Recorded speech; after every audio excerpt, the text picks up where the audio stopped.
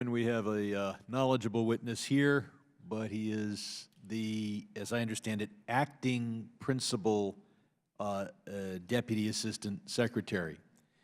We used to have undersecretaries and assistant secretaries come here. They may not have been more knowledgeable, but they were higher ranking in the State Department.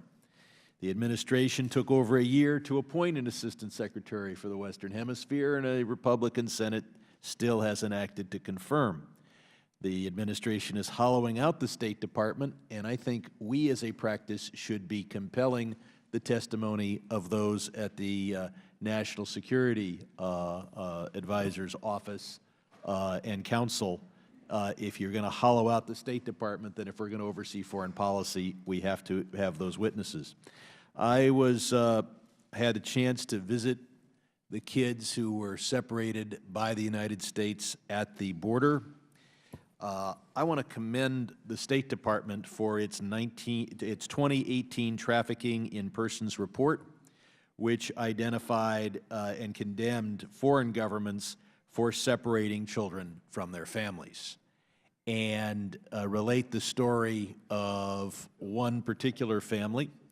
Jose and his son Brian arrived in California from Honduras, my state, in May. Brian's mother had been raped and brutally murdered. She was 7 months pregnant at the time. Jose and Brian thought that they might face a similar outcome. Jose was jailed for 20 days and asked to sign papers he couldn't understand because they were in English, deported back to Honduras. This after Brian, the son, had been separated from his father. There are news reports that say that this whole process at least began. It seems to be, it seems now they're walking it back, as an effort to deter immigration from Central America. Has there been any effort of the State Department to try to tell people in Central America, don't come to the United States, we will treat you harshly, separate families, deport you, et cetera?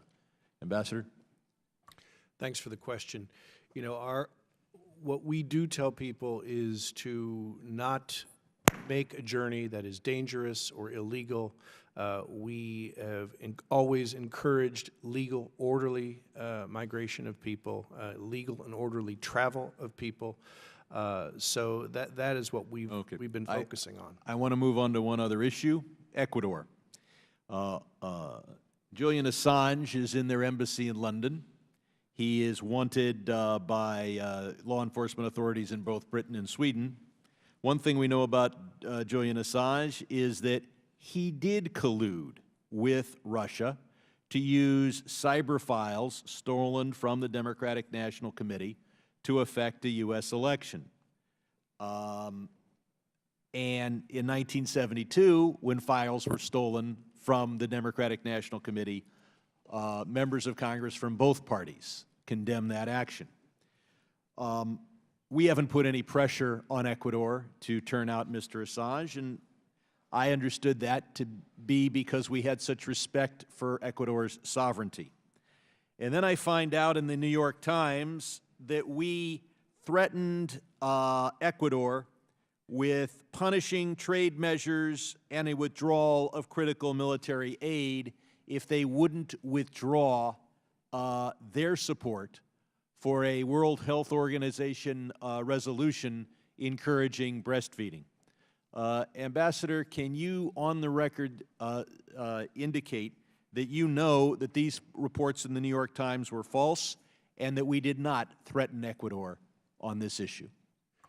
My understanding from our ambassador and from my colleagues in the State Department, Bureau of Western Hemisphere Affairs that work on this issue on a regular basis is that we did not threaten anybody, that the U.S. supports breastfeeding. But we don't support efforts at breastfeeding beyond what the companies that make billions of dollars on the formula industry by discouraging breastfeeding want us to do.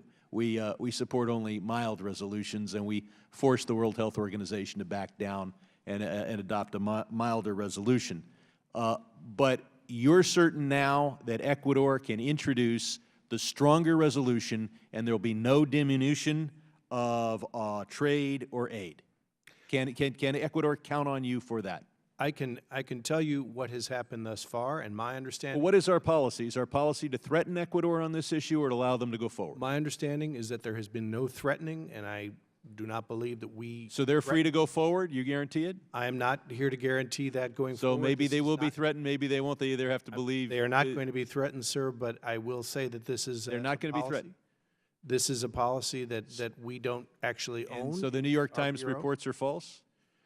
As I understand, our ambassador and from the folks that work on this in our bureau, that nobody was threatened. We have not, threatened to pull trade sanctions or anything else on Ecuador. That is my understanding, sir. Well, a lot of infants are going to get worse nutrition as a result of the successful efforts by the United States at the World Health Organization to water down this resolution. And I yield back. Chris Smith of